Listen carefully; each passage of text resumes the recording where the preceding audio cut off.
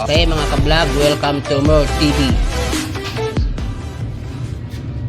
So natapos na natin yung power station natin. Homemade to homemade power station.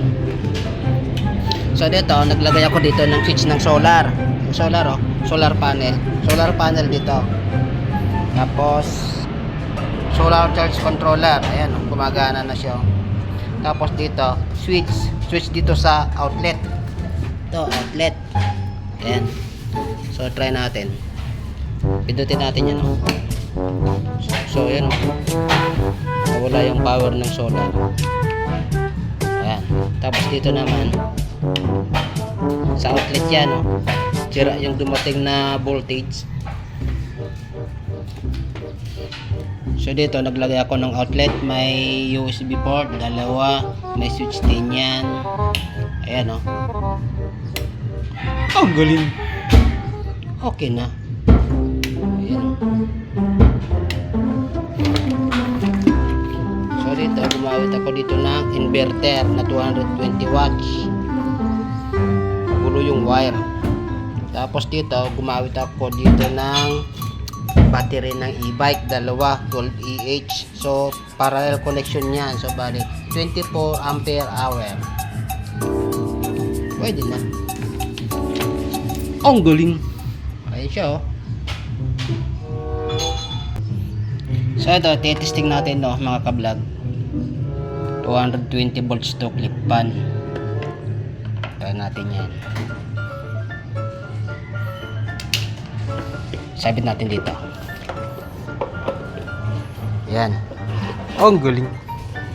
Pwede na. Okay.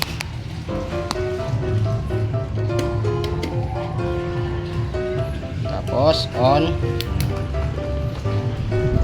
Uy, ang galing. Pwede na. Ayos mga ka-vlog O kunin nyo na. Pwede nyo dalhin yan, lalo na sa mga mahiling mag-camping, mag-outing. Basta may init, may kuryente ka. Ito naman, subukan natin sa USB port. Yun ang galing. So, charge na natin tong cellphone na to kung gumana. Uy! Gumana, nag-charging siya Ang galing talaga.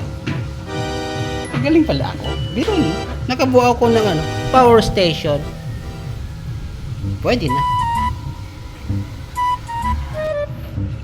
Isang clip pan, isang cellphone na naka-charge.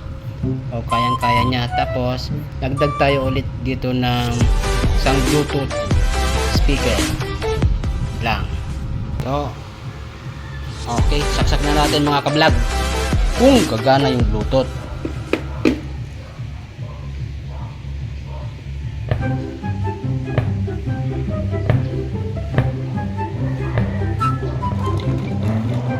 The Bluetooth device is ready to pair. Yun The Bluetooth device is connected successfully. Ang galing. Galing pa talaga.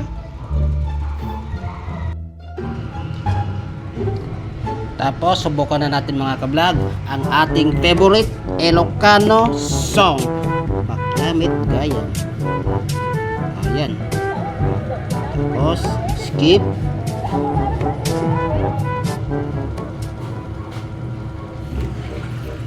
Ayan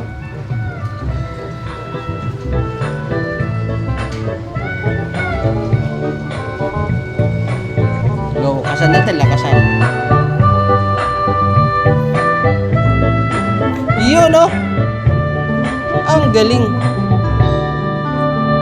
Anak man, nagkalpalasilang, siya'y ibig ko bye-bye. Ayos. Ang galing. Galing ko talaga.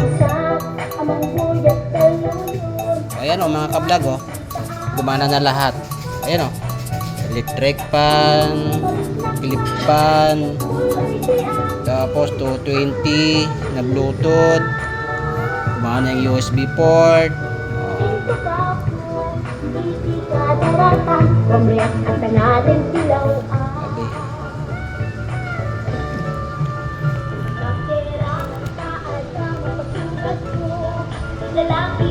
ako.